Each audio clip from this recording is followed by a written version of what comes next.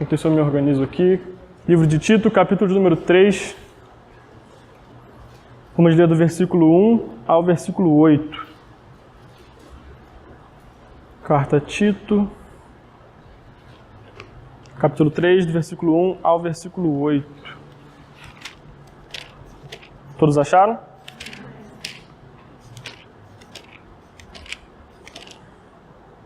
Diz assim a palavra de Deus. Lembra-lhes que se sujeitem aos que governam, as autoridades sejam obedientes, estejam prontos para toda boa obra. Não difamem a ninguém, nem sejam altercadores, mas cordatos, dando provas de toda a cortesia para com todos os homens. Pois nós também outrora éramos nécios, desobedientes, desgarrados, escravos de toda sorte de paixões e prazeres, vivendo em malícia e inveja, odiosos e odiando-nos uns aos outros.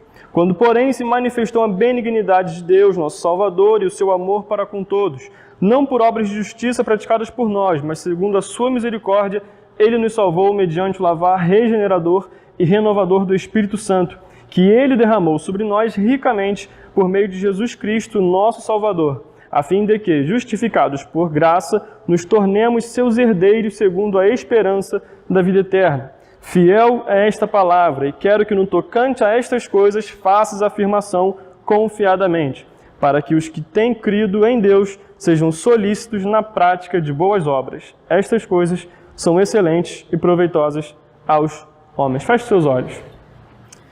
Espírito Santo de Deus, mais uma vez nesta manhã te rogamos para que a tua graça, Senhor, o teu poder seja manifesto aqui neste lugar, Senhor. Que a tua palavra aqui ministrada, Senhor, venha surtir efeito em nossos corações. Nós viemos a recebê-la, Senhor, e a entendê-la e a praticá-la no nosso dia a dia, Espírito Santo. Que o Senhor venha me usar aqui agora, Senhor, como um canal da tua verdade, Senhor. Que as minhas palavras, os meus pensamentos venham a ser jogados fora. E que aqui a tua voz, Senhor, como nós entendemos nos estudos, que provém da tua palavra viva e eterna, Senhor, que ela possa ressoar aqui nesta manhã, Espírito Santo de Deus. Nos usa, nos guia conforme o teu Espírito aqui neste lugar, é o que nós te oramos, em nome de Jesus. Amém. Irmãos, confesso que eu estou muito nervoso, você não tem ideia, muito mesmo.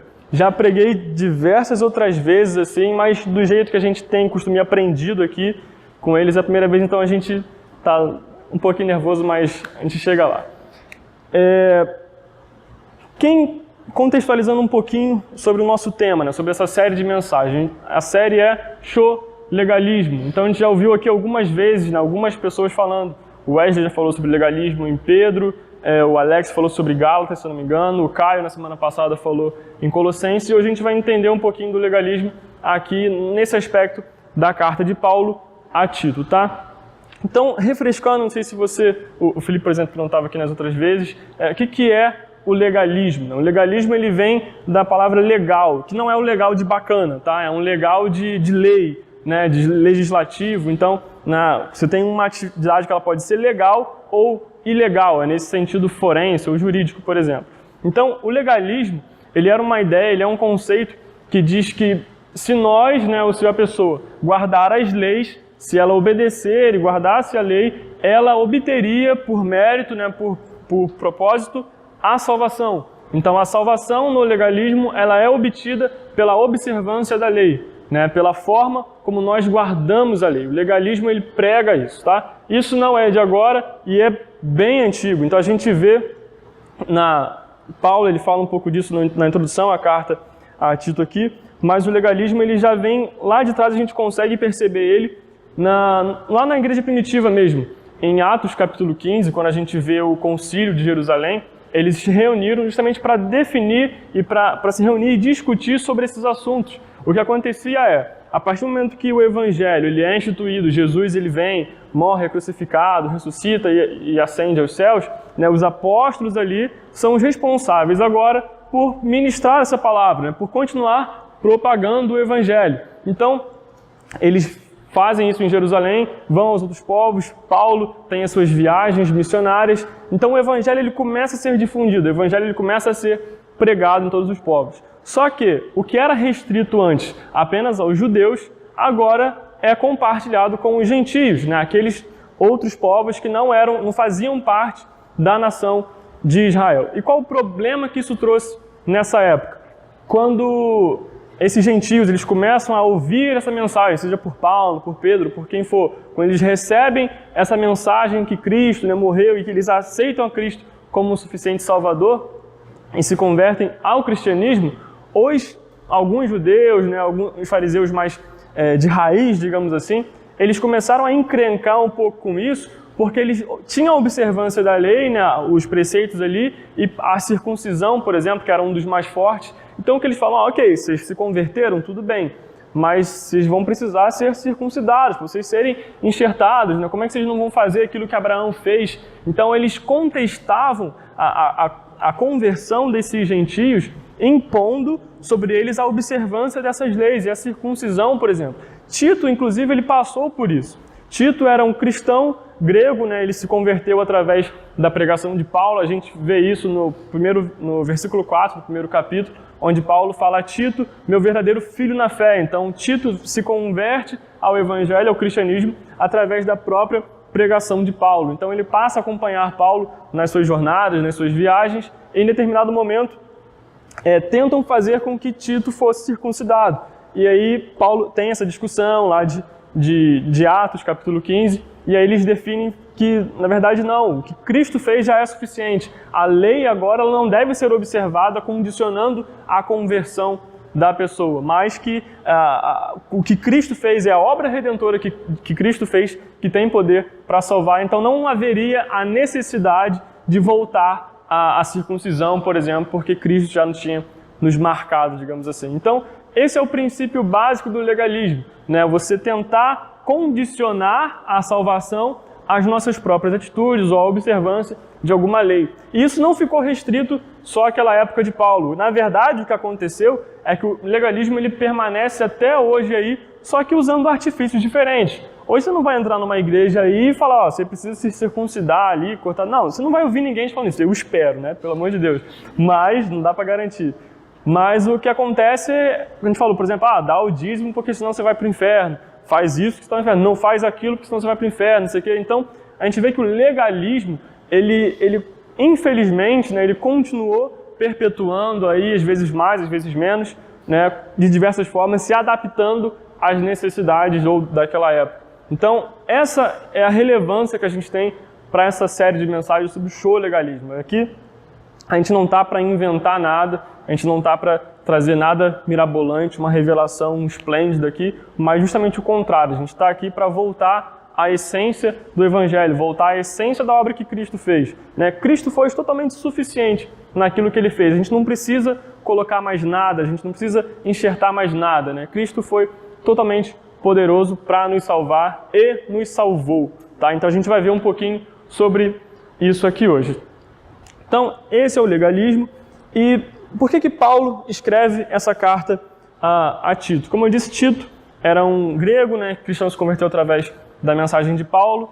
E acontece que Paulo, em uma das suas viagens ali, ele está andando com Timóteo e Tito, e ele deixa Timóteo em Éfeso e deixa Tito em Creta, que era uma ilha grega bastante localizada, né, com bastantes igrejas ali. Essas igrejas provavelmente foram formadas não pela mensagem de Paulo especificamente, mas pelos cretenses que estavam em Atos 2, na descida lá do derramamento do Espírito, então, no dia de Pentecostes, na festa de Pentecostes. Lá no texto diz que entre as pessoas que estavam lá haviam cretenses. Então acredita-se que esses cretenses lá de Atos 2 fundaram e deram continuidade a pregação do Evangelho, né, na ilha de Creta, na Grécia. Então, Paulo, o que ele faz? Ele deixa Timóteo em Éfeso para cuidar da igreja de Éfeso e deixa Tito em Creta para poder cuidar e administrar a igreja ali em Creta. A gente vê isso no versículo 5 do capítulo 1 da carta a Tito.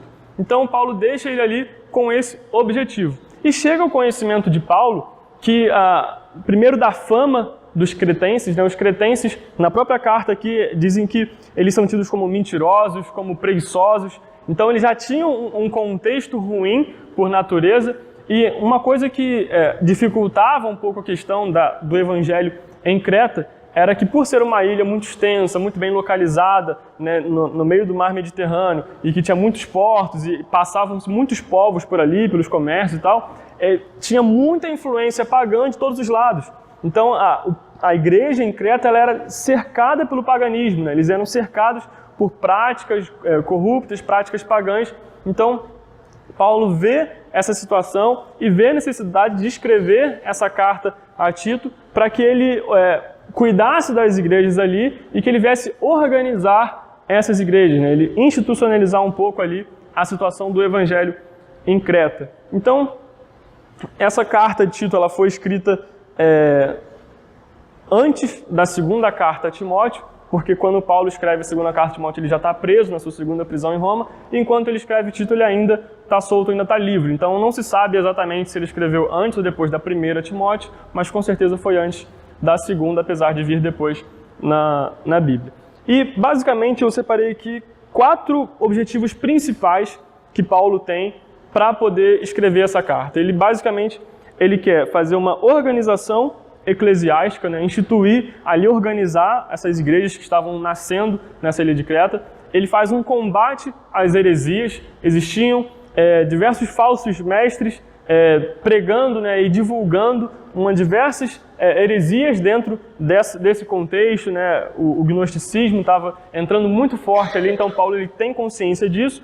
Além da organização eclesiástica e o combate às heresias, Paulo ele preza e orienta a Tito sobre o ensinamento da sã doutrina. Ele fala bastante sobre a importância, né? Ele usa o ensinamento da sã doutrina para combater as heresias, né? Então ele não simplesmente fala que os caras estão errados, ele diz que eles estão errados e que a forma de você combater esse movimento é ensinando a sã doutrina. E, por último, ele fala da prática das boas obras. Sempre que a gente vê boas obras, às vezes pode gerar um pouco de confusão, porque parece que a gente está caindo num legalismo. E o que eu queria trazer aqui hoje é justamente isso, porque quando a gente olha para o legalismo e olha para a Bíblia, a gente pensa que as obras são ruins. Ah não, eu entendi que o legalismo ele quer me fazer salvo por aquilo que eu faço ou não faço. Ok, isso é o legalismo e isso é errado, a gente vai ver aqui. Mas isso não te isenta de você fazer ou não fazer algumas coisas. Então a gente vai ver nessa prática das boas obras que Paulo fala a Tito, como que nós devemos aplicar isso hoje, né? Como é que a gente deve entender as boas obras. Se elas não são suficientes, se elas não são úteis para salvar, para que servem as boas obras, né? Então, qual é a utilidade das boas obras para o cristão?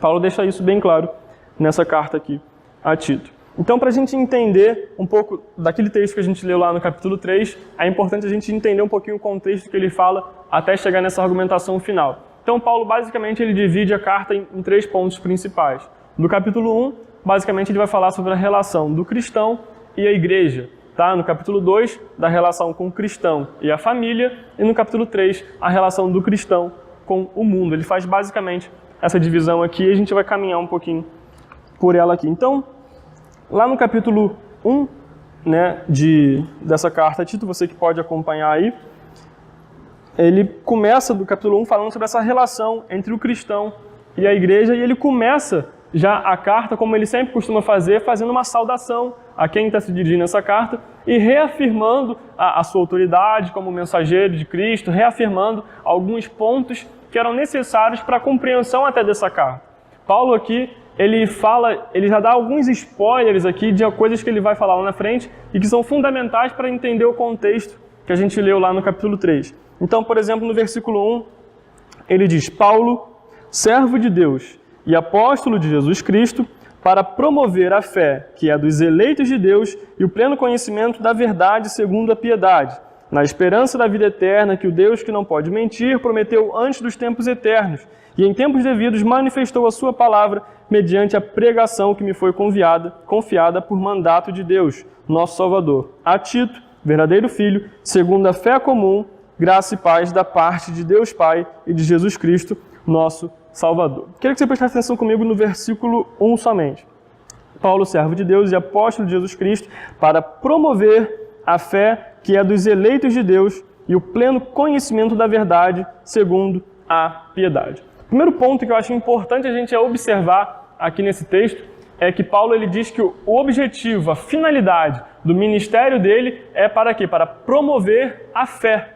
Então Paulo ele já entende que tudo que ele faz, as coisas que ele vai orientar aqui, é para promover e para firmar, consolidar a fé. A fé de quem? Dos eleitos de Deus. Então Paulo ele já começa dizendo que existem eleitos, ele já começa falando sobre a doutrina da eleição, que Deus, antes da fundação do mundo, elegeu uns para si, ele escolheu aqueles que os serviriam, né? O seu povo, um povo particular ali. Então Paulo ele já começa fazendo essa observância. Eu sou enviado, apóstolo de Cristo, servo de Deus e apóstolo de Jesus Cristo, para promover a fé que é dos eleitos de Deus e o pleno conhecimento da verdade. Que verdade é essa? Jesus Cristo, o Evangelho, a obra redentora de Cristo. Então Paulo ele fala que a finalidade é promover a fé dos eleitos através do conhecimento da verdade. Então não existe uma fé saudável, os eleitos não são alcançados ou não é gerado fé nos eleitos sem a pregação da verdade, a sã doutrina, né? O Evangelho verdadeiro, puro e genuíno, que era o que Paulo pregava, o que ele orientava a Timóteo, a Tito e todos aqueles a quem ele tinha contato. Nas outras cartas que ele escreve também às igrejas, por exemplo, ele fala muito sobre isso. Então a sã doutrina, o conhecimento da verdade é a chave para a promoção dessa fé dos eleitos. E segundo, a piedade. Algumas traduções dizem que conduz à piedade. Então, nesse primeiro versículo a gente já tem um contexto geral daquilo que Paulo vai falar no restante da carta. Ele está falando que a fé dos eleitos ela é promovida através do conhecimento da verdade, do Evangelho, da sã doutrina, que conduz à piedade, né? A piedade aqui é a devoção, é a vida piedosa, né? É o nosso dia a dia, são as boas obras. Então, Paulo diz, ele já aqui de cara, ele já diz que o conhecimento da verdade, a sã doutrina, ela conduz à piedade, ela leva, segundo a piedade, às boas obras. Então a gente já começa a entender muito claro aqui.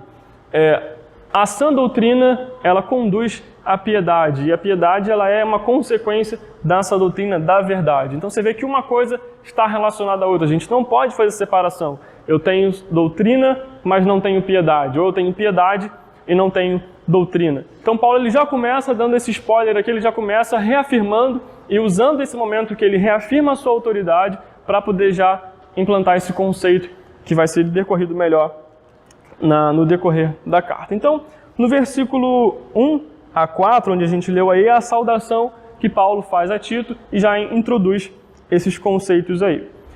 Nos versículos de 5 a 9, Paulo ele vai falar sobre as qualificações que os presbíteros, né, aqueles que Tito deveria nomear para fazer essa organização eclesiástica. Então você tinha a igreja ali crescendo sem muita instrução, né, crescendo à medida que conseguia, digamos assim, sendo muito influenciada por esse paganismo de fora, pelo legalismo, gnosticismo. Então Paulo ele começa a falar aqui nesses versículos seguintes quais eram as características dos homens que deveriam ser levantados, deveriam ser nomeados para poder gerir e organizar essas igrejas na ilha de Creta. Então aqui, nesse versículo, ele fala sobre os ministros, né? Os presbíteros deveriam ser irrepreensíveis, homens de uma só mulher. Enfim, ele dá uma série de qualidades aí que deveriam ser inerentes a esses homens.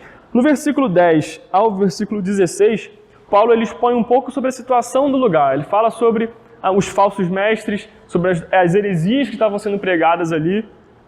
Ele diz no versículo 10, porque existem muitos insubordinados, pauradores, frívolos e enganadores, especialmente os da circuncisão, ou seja, aquilo que a gente falou antes, aqueles que impunham que a circuncisão deveria ser feita nos gentios, porque só assim eles poderiam ser salvos por Cristo. No versículo 12, ele diz sobre a situação do povo de Creta. Foi mesmo dentre eles em seu profeta que disse, cretenses, sempre mentirosos, feras terríveis, ventres preguiçosos. Então, tipo, você vê a fama dos caras lá de Creta, né? Então, o que existia ali naquele contexto em que Tito deveria se deparar era um contexto muito corrompido, muito pagão, né, em que ele deveria levantar homens com essas características que ele fala aqui na sessão anterior, para que eles pudessem resolver, através da sã doutrina, esses problemas. No 16 ele diz, no tocante a Deus professam conhecê-lo, entretanto negam por suas obras. É por isso que são abomináveis, desobedientes e reprovados para toda a obra. Então ele está falando aqui desses falsos mestres. Então aqui nesse capítulo 1, Paulo ele faz essa saudação e junta essas informações tratando como a relação do cristão com a igreja, né? Como que a institucionalização, a organização eclesiástica deveria ser feita aqui. Já no capítulo 2, Paulo ele vai entrar sobre um segundo ponto, que é a relação do cristão com a família. Então ele vai falar a forma como que Tito deveria se dirigir e como ele deveria aconselhar a família, né? As famílias dessas igrejas em Creta. Então Paulo aqui ele orienta Tito a falar com todo tipo de pessoa, né? Então ele fala sobre homens, mulheres, anciãos, jovens, sobre os servos, sobre os seus senhores. Inclusive Tito é orientado aqui sobre algumas características. Então no versículo 2, capítulo 2, versículo 1, ele diz: tu, porém, fala o que convém à sã doutrina. Então ele está fazendo aqui referência a essa questão de que a sã doutrina ela deve ser pregada, a sã doutrina não deve ser desconsiderada em momento algum. Então aqui do versículo 1 ao versículo 10, ele faz essa relação entre a questão das características e dos conselhos que Paulo orienta que Tito dê às pessoas da família na igreja em Creta. Do versículo 11 ao 15 do capítulo 2, aqui ele já começa falando um pouco daquilo que a gente vai entrar no capítulo 3. Ele já começa a falar do porquê que esses conselhos, essas orientações em que as mulheres devessem amar os seus maridos, que eles fossem irrepreensíveis, que Tito deveria ser um padrão de boas obras, por exemplo, um exemplo para aquela igreja. Então ele começa a falar por que isso deve ser feito. A justificação que Paulo dá é a seguinte, vamos ler aí do versículo 11 ao versículo 15.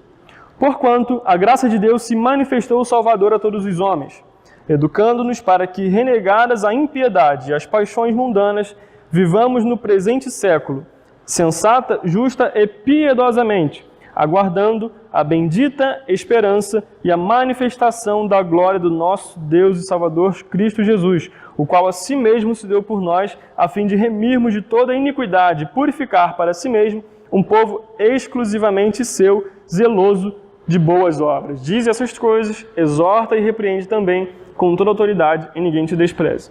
Então a gente observa aqui que Paulo ele já começa a introduzir a motivação final para que o povo deveria ser zeloso por boas obras. Então ele já começa falando da graça de Deus que salvou-nos, se manifestou e nos remiu de toda impureza, de toda perversão. Então Paulo ele já começa a introduzir aqui a motivação que ele vai detalhar no capítulo 3. Então nesse capítulo 2, no geral, nessa relação entre o crente, entre o cristão e a família, ele fala primeiro como nós devemos agir com família, uns com os outros. Ele diz, por exemplo, que as mulheres mais velhas devem aconselhar as mais jovens, como amar os seus maridos. Então você vê que a relação ali da família, porque é uns com os outros, né? Os cristãos se relacionando consigo mesmo, aquela comunidade cristã que havia ali em Creta. Então Paulo, até aqui a gente já tem essa linha que ele quer chegar. Então ele já falou da relação dos cristãos com a igreja, os presbíteros e a organização da igreja. Nesse momento ele acaba de falar sobre a relação do cristão com a família, como os cristãos deveriam se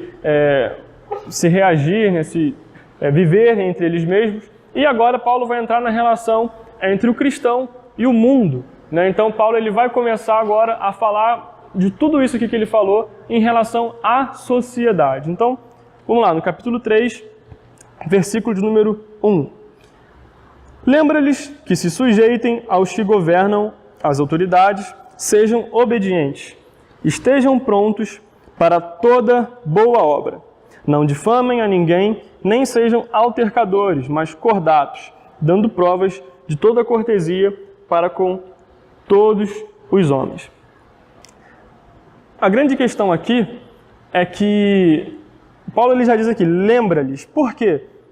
Por conta daquele perfil que nós vimos dos cretenses. Eles eram pessoas totalmente preguiçosas, mentirosas, abomináveis, reprováveis de toda boa obra. Então era preciso lembrá-los de que eles já não eram mais como eles eram antigamente, né? Eles agora receberam o Evangelho e isso deveria surtir um efeito, né? A questão é que, se não me engano, no ano 70, Creta é anexada e tomada por Roma, né? Faz parte do Império Romano. Mas, enquanto isso, diversos povos menores de Creta eles viviam brigando entre si e eu ouvia muito essa disputa por autoridade, por governos, e nem todo mundo era a favor ou concordava com o governo que estava sendo instituído ali naquela hora. Então, o que Paulo começa falando é o seguinte, lembra-lhes de quem vocês são, daquilo que aconteceu com vocês, e agora se sujeitem às autoridades. Não só porque vocês agora receberam um novo princípio, uma nova ética, uma nova conduta dessa que eu estou falando aqui para vocês no capítulo anterior,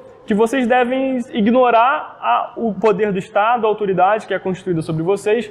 Então, lembre-lhes dessa autoridade, que eles se sujeitem aos que governam, às autoridades. Sejam obedientes e prontos para toda boa obra. Essa boa obra aqui é no contexto daquilo que eu faço, de repente, como uma melhor tradução poderia ser um trabalho honesto. Então, Paulo está falando que as nossas boas obras, né, a nossa dedicação em fazer aquilo que é certo, em prezar por aquilo que é correto, isso é importante e essa sujeição às autoridades ela precisa acontecer. Não é porque nós vivemos agora segundo a esperança de um novo mundo, segundo um novo código, que nós devemos ignorar as autoridades. Paulo em Romanos 13 diz que toda autoridade ela foi constituída por Deus. Nós devemos nos sujeitar a essas autoridades. Não só as autoridades, mas no que diz respeito a uns com os outros. Não difamem a ninguém, nem sejam altercadores, mas cordatos, dando provas de toda cortesia para com todos os homens. Então ele fala assim, não falem mal de ninguém, não incitem brigas, muito pelo contrário, sejam pacíficos, procurem atuar como cortesia. Cortesia aqui é mansidão, né? Ele já está falando sobre o fruto do Espírito, né? Essa mudança que nós temos quando recebemos o Evangelho, isso deve ser expresso, deve ser manifesto no nosso contexto. Eu não tenho que ser manso só com vocês aqui da Soma, não tenho que ser manso só com os cristãos lá fora. Nós temos que ser mansos e cordatos com a sociedade, com todo mundo, para com todos os homens.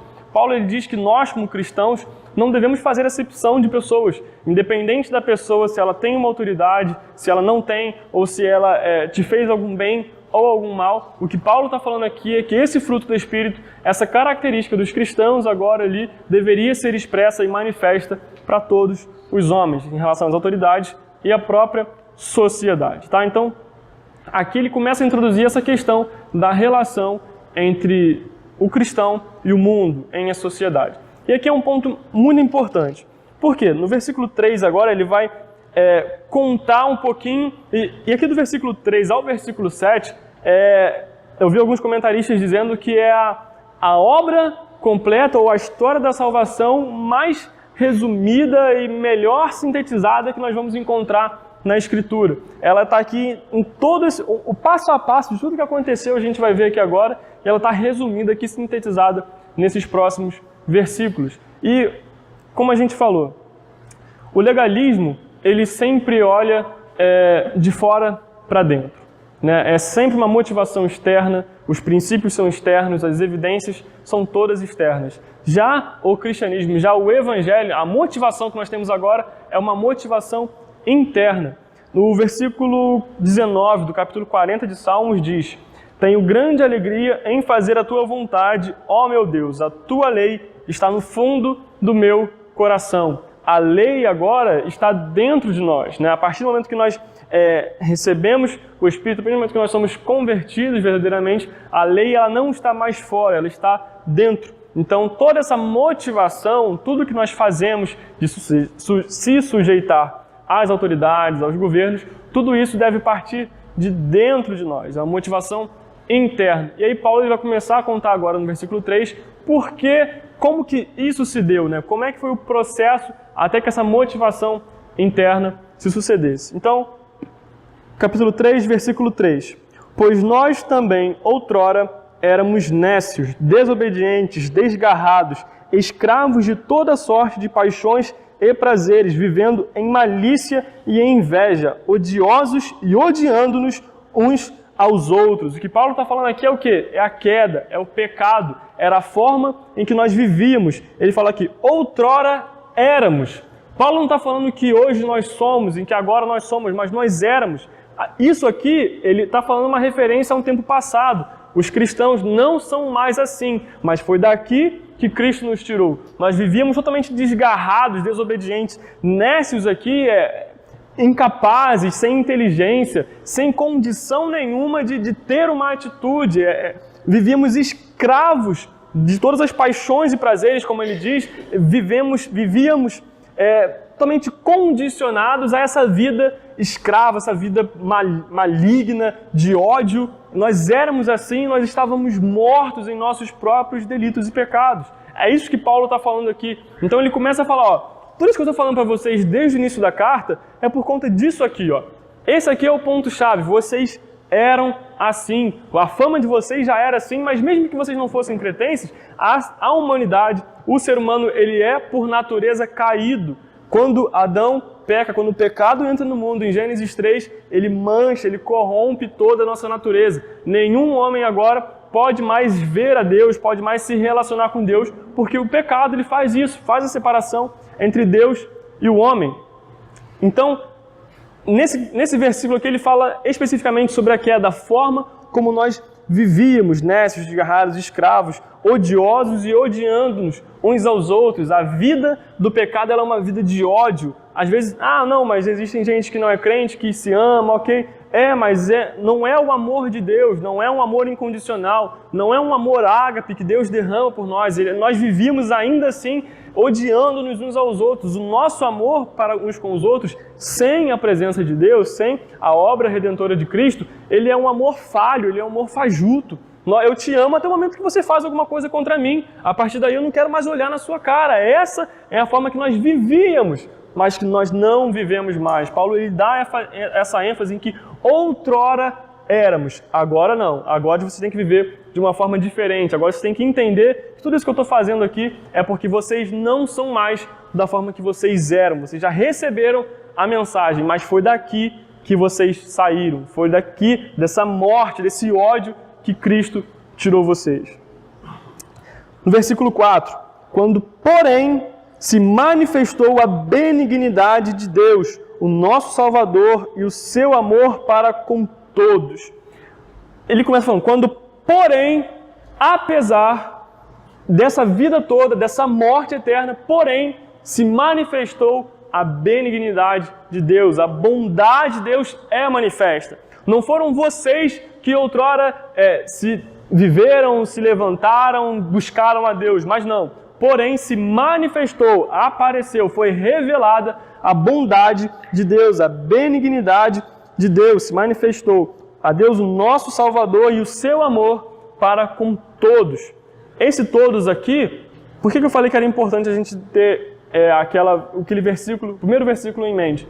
Porque esse todos aqui não são todas as pessoas, são todos os eleitos. Paulo ele já introduz lá os eleitos aqui, quando ele fala todos, ele entende que ele já introduziu o conceito da eleição e que ele está falando de todos os eleitos. Então, quando a benignidade, o amor de Deus é manifesto para com todos os eleitos, ele faz essa relação de que, apesar de tudo aquilo que aconteceu, agora, porém, se manifestou a benignidade e o amor de Deus. É Deus que manifesta, nós não podemos dar nenhum passo, nós estávamos mortos. Morto não vê, não ouve, não fala, não faz, não tem como fazer nada. Deus é a vida, é Ele que se manifesta e é Ele que muda isso aqui nos nossos corações. No versículo 5, ele continua, não por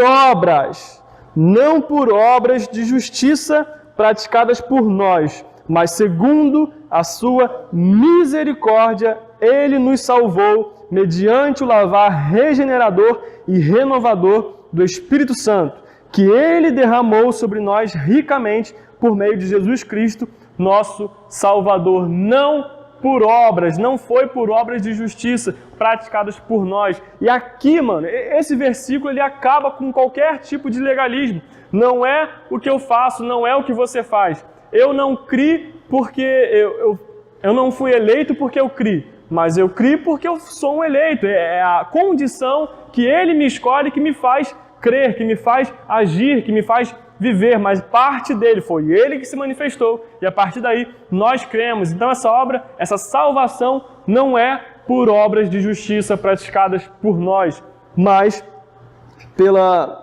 segundo a sua misericórdia. Foi a misericórdia de Deus que nos salvou. Nenhum de nós poderia fazer o que Cristo fez, nenhum de nós poderia se entregar ou mudar a situação da forma como que Cristo fez. Não, as nossas obras de justiça não valem de nada para a nossa salvação. A nossa salvação não é condicionada àquilo que você faz, aquilo que você fez ou que você vai fazer. A sua salvação é condicionada única e exclusivamente ao que Cristo fez. A obra é dele, a glória é dele e nós devemos adorar a ele. Nenhum de nós tem mérito ou participação alguma no processo de salvação. É isso que Paulo está falando aqui a Tito e que falasse aos cretenses, né? Deus tirou vocês de toda aquela vida maligna que vocês viviam. Ele manifestou a bondade e o amor dele, porque segundo a sua misericórdia,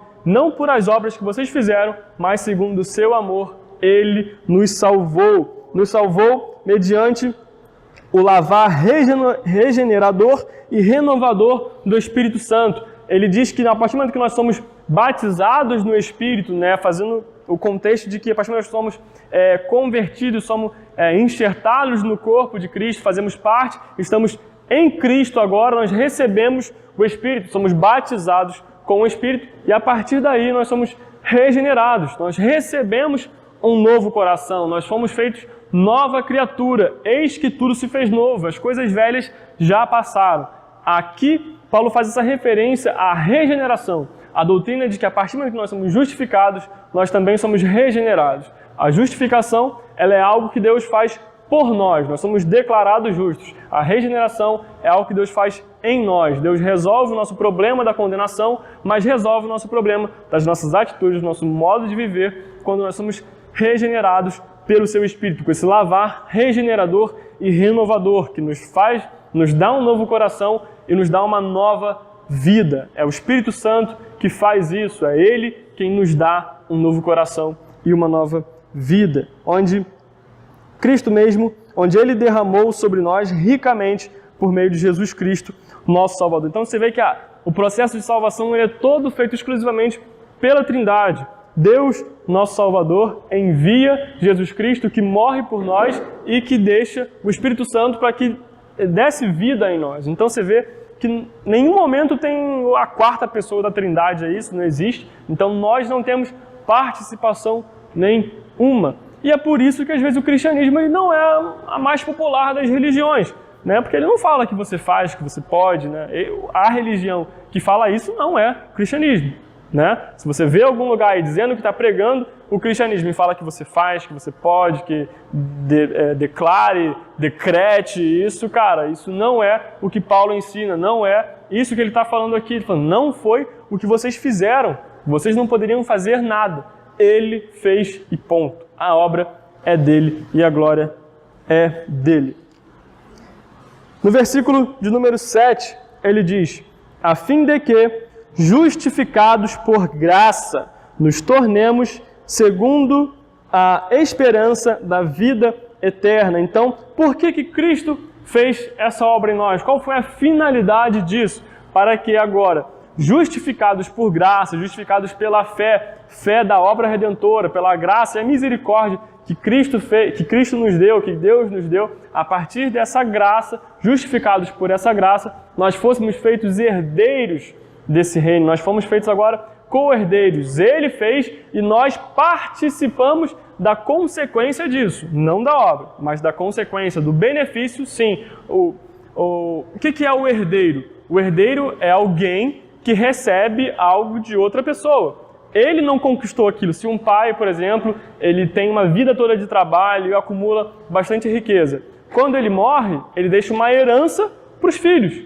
Não foi os filhos que conquistaram, eles são herdeiros daquilo que o Pai conquistou. Aqui o nosso Pai, Deus conquista, Cristo conquista a salvação para nós, essa nova vida, a esperança dessa vida eterna. Nós somos feitos herdeiros, somos feitos participantes no benefício dessa salvação. Não do processo em si, mas o benefício dela, a consequência da salvação. Isso sim, nós somos feitos herdeiros em Cristo Jesus, na esperança da vida eterna. Ele diz, a fim de que, justificados por graça, nos tornemos seus herdeiros, segundo a esperança da vida eterna. O ser humano em si não tem que se preocupar com a eternidade, em geral, porque a eternidade ela vai vir para todos. A questão é o que você vai ter nela, se é vida ou a morte eterna. Então a nossa esperança é na vida eterna. E quem é a vida? É Cristo. Ele é o caminho, a verdade e a vida. Só existe vida eterna em Cristo. Fora de Cristo é só morte eterna. Então, a nossa esperança, nós somos herdeiros agora dessa esperança da vida eterna, porque nós estamos em Cristo. Não foi pela obra de Cristo que nós temos agora a capacidade de assumir e de ter essa esperança dessa vida eterna. E aqui eu quero começar a encerrar. No versículo 8, ele diz: fiel é esta palavra, e quero que no tocante a estas coisas faças a afirmação confiadamente, para que os que têm crido em Deus sejam solícitos na prática de boas obras. Estas coisas sejam excelentes e proveitosas aos homens. Então Paulo está falando o seguinte: olha, isso que eu falei aqui para vocês agora é verdade absoluta. Fiel é esta palavra. Essa aqui é a verdade que vocês têm que se agarrar. É isso aqui que vocês têm que entender. Essa aqui é a sã doutrina, a essência do Evangelho, a essência da vida cristã está resumida aqui. Então, eu quero que você, Tito, no que tocante a estas coisas, faças a afirmação confiadamente. Ou seja, pregue a sã doutrina, pregue isso aqui confiadamente, com firmeza. Não se deixe levar pelas heresias que estão acontecendo lá fora. Não se deixe influenciar por aquilo que os falsos mestres estão tentando ensinar, destruindo famílias por causa disso. Mas, pelo contrário, se baseie e fique firme nisso aqui. Esse aqui é o nosso fundamento. O fundamento da vida cristã é esse processo, que nós estávamos mortos. Cristo manifestou a sua bondade, o seu amor, nos regenerou, nos deu uma nova vida, nos declarou justos, e agora nós somos participantes do reino de Deus e dos benefícios da salvação por aquilo que Ele fez. É isso que Tito tinha que ter em mente para poder combater essas heresias. Então, ele não chegava simplesmente e ficava discutindo corrente teológica, nada disso. Muito pelo contrário, no versículo 9, a gente não vai entrar, mas Paulo diz que para Tito evitar discussões insensatas, aquelas que não levariam a lugar nenhum. Ou seja, para de ficar discutindo, de ficar batendo boca aí fora, e prega a palavra, prega o Evangelho, porque é o Evangelho que faz. Não vai ser o teu poder de argumentação que vai mudar alguma coisa. A melhor forma da gente combater uma heresia é pregar cada vez mais alto e mais forte o Evangelho. O poder está nele. O Evangelho é o poder da salvação. Não é a minha voz, não é a minha palavra, mas é o poder do Evangelho. Era isso que Tito tinha que fazer. No tocante a essas coisas, quero que faças a afirmação confiadamente, com firmeza, para os que têm crido em Deus, ou seja, para que os eleitos sejam solícitos na prática de boas obras, que eles sejam predispostos, se preocupem em fazer boas obras. Boas obras para ser salvo? Óbvio que não. Mas para quê? Para que estas coisas sejam excelentes e proveitosas aos homens. As nossas obras que nós fazemos como salvos, né? Não para a salvação, mas já como salvos. Tudo aquilo que a gente faz, as coisas boas que a gente faz, aquilo que revela o caráter e a pessoa de Cristo, é proveitoso e excelente aos homens. Para Deus isso não vale de nada, porque Ele já fez e não depende de nós. Mas para os homens, para a sociedade, as nossas boas obras são importantes. Então, o legalismo, ele olha de fora para dentro. O cristianismo, o evangelho, ele faz de dentro para fora. É de dentro para fora que nós revelamos a pessoa de Cristo, que nós revelamos o caráter, a conduta de um cristão, de alguém que foi regenerado, de alguém que não vive mais escravo de uma vida maligna e corrupta, mas alguém que agora consegue viver e revelar o caráter de Deus para com a sociedade. Então, se nós queremos se sujeitar às autoridades, nós queremos aos governantes, ser obedientes, não falar mal dos outros, não difamar, mas serem mansos uns com os outros, de cortesia para com todos os homens, é porque tudo isso é proveitoso e útil para nós mesmos, para a sociedade. A sociedade se beneficia de um comportamento cristão. Quanto mais pessoas forem mais parecidas com Cristo, melhor a sociedade vai ser, melhor ela vai andar. Então é isso que Paulo está falando. O que nós devemos fazer não é para ser salvos, mas é porque nós fomos salvos, nós fazemos aquilo que fazemos para que o caráter e a pessoa de Cristo seja revelada aos homens, né, à sociedade, ao mundo que está aí fora. Amém? Então, era basicamente isso que eu entendi e quis trazer aqui sobre essa orientação de Paulo a Tito, e a gente percebe que isso não é exclusivamente daquela época. Muitas das coisas aqui aplicam-se nos nossos dias hoje. Então, eu queria deixar aqui essa motivação para a gente, que a gente, no combate a tudo isso às vezes que a gente vê aí fora que infelizmente acontece, que nós venhamos a prezar pela sã doutrina, venhamos a prezar pelo evangelho genuíno e puro. É esse evangelho que é o poder da salvação e é uma obra exclusivamente de Cristo. Nós não temos parte nenhuma na salvação, mas nós temos responsabilidade como salvo em pregar esse evangelho. Amém? Então, agradeço. Graças a Deus, irmãos, que a salvação não está nas nossas mãos, não é o que a gente faz.